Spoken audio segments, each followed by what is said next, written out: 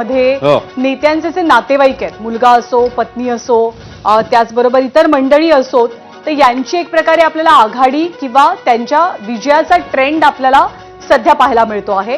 सिंधुदुर्गमध्ये काय होतंय हे जाणून घेण्यापूर्वी सोलापूरच्या बार्शीमध्ये ठोंगे गटातनं भाजपचे उमेदवार मीनाक्षी रोंगे यांनी विजय मिळवलेला आहे। 205 जागांचे कल आपल्या हाती आलेत। पुरंदरमध्ये राष्ट्रवादीच्या रुपाली झेंडे यांनी सुद्धा विजय साजरा केलेला आहे। काँग्रेसच्या हेमा पवार सांगलीमधनं विजयी झालेल्या आहेत, तर धाराशिवच्या परंडा गटातनं शेळगावच्या आणखी एक विजय आपल्याला पाहायला मिळतोय। जयकुमार गोरेंचे बंधू अरुण गोरे हे मात्र माणमधनं पिछाडीवर असल्याचं सध्याचं चित्र दिसतंय। त्यामुळे वेगवेगळ्या ठिकाणचे आता वैयक्तिक कल आणि निकाल देखील समोर येतात। अनेक निकाल आता ज्ञानदा समोर यायला लागलेले आहेत। सोलापूरमधला हा निकाल, पुरंदरमधला देखील निकाल समोर आलेला आहे। सिंधुदुर्ग भाजप 14 जागी, शिवसेना 3 जागी। त्यामुळे सिंधुदुर्गातला विचार केला तर भाजप पुढे आहे 14 जागी, शिवसेना 3 जागी।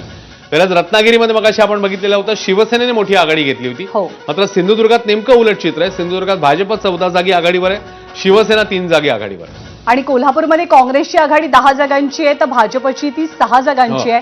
छत्रपती संभाजीनगरात भाजप 6, शिवसेना 3, ठाकरेंची शिवसेना 5 आणि राष्ट्रवादी काँग्रेस 4 असं एक इंटरेस्टिंग चित्र आपल्याला पाहायला मिळतं आहे। रुपाली झेंडेंनी आपला विजय साजरा केलेला आहे। इकडे साताऱ्यामध्ये भाजपनं 5 जागी आघाडी घेतली, राष्ट्रवादीनं 2।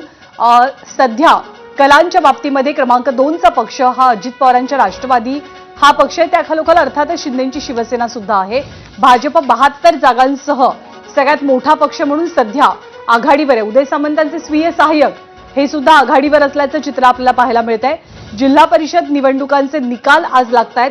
731 जागांपैकी जे कल आपल्या हाती आले त्यानुसार 72 जागी भाजप, 38 जागी शिंदेची शिवसेना, 43 जागी दादांची राष्ट्रवादी, 22 जागी काँग्रेस, 14 जागी ठाकरेंची शिवसेना, 5 जागी शरद पवारांची राष्ट्रवादी, तर इतर 13 जागी एक तर विजयी झालेले आहेत किंवा ते विजयाच्या उंबरठ्यावर आहेत, कलांच्या बाबतीत पुढे आहेत असं आपल्याला म्हणावं लागेल। पण खास करून आपल्याला अश्विन काँग्रेसचा लातूर आणि कोल्हापूरच्या बाबतीत विशेष उल्लेख करावा लागेल। स्थानिक स्वराज्य